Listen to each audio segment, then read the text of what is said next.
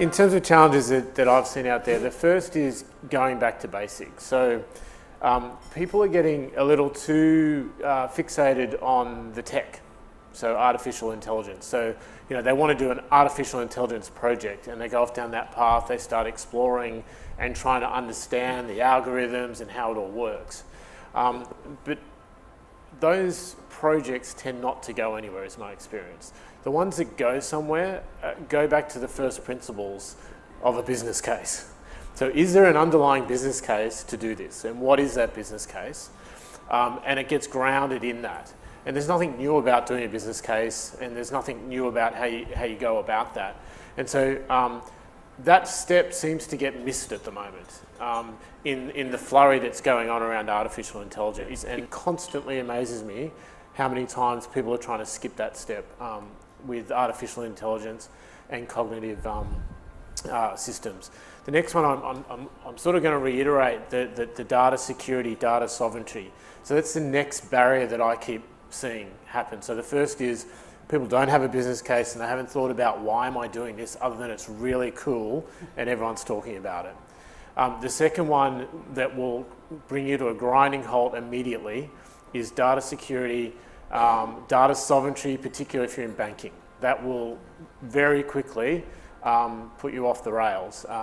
And so you need to think about how you're going to deal with those issues. Obviously, providers, we both have experiences in solving that. So it's not it doesn't have to be a showstopper, but it is a piece of thinking that needs to be done, and solutions have to be put in place depending on what you want to do with that data and what tech you're using and how that tech works and where it's based, etc. So that's the next one that is a challenge. The next one we heard a bit, again, I'll read around on the social things around the interfaces. So again, I think it's because of the hype and it's really cool, and to be frank, we're almost at fault as well through our marketing, but everyone gets caught up in the hype of the physical robot, okay? And the interfaces are really, really important to get right. And I can tell you our experience with robots is that at the end of the day, a robot is just the interface, okay? The smarts is sitting not in the physical robot, it's behind it. But robots are really tough, as we've just heard. The Wi-Fi issue, there's issues getting quality speech in because of the background noise. If you think about the shopping centre example we had, there's a lot of background noise.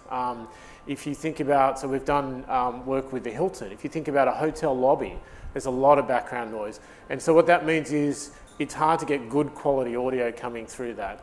Robots run out of battery sort of every 4 hours. So when they get permanently plugged in, they overheat. So again, these aren't actually, they're not the core issue, it's actually the interface that's the problem there. And so you need to think about, what interface do I need for my circumstances and why, and don't get caught up again in the cool sort of jazz of it. So, and we're partly to blame, like most of our marketing that went out in the early days had a robot. You will notice that none of our marketing today has a robot in front of it. So think about that. The next one is, so almost converse to my very first point, which is you've got to get back to basics and have a business case. This one's the opposite, which is these systems learn. And the only way they can learn is when you let them free and you put them out into a production environment.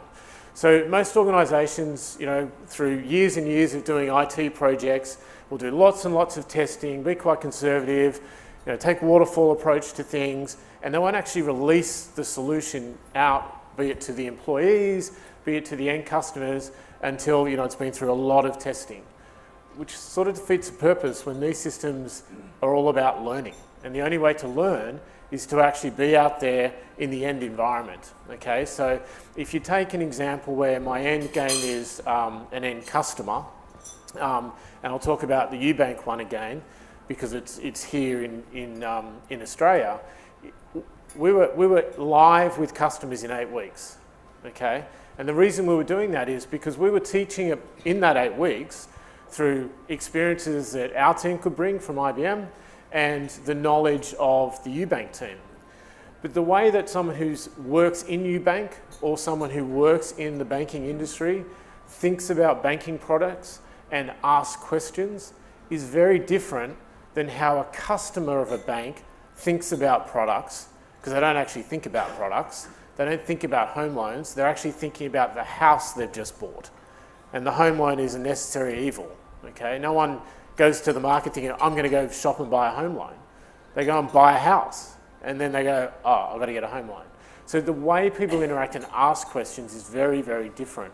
And so the only way that can be taught and learned is to get in the hands of the end customer. And so there's a bit of a leap of faith there, right? Because you wouldn't normally go out very quick. You wouldn't normally go out 8 weeks into this and let it go into the wild. So first point is get back to basics. Second point is forget what you learn on how to do the testing side of it. Okay.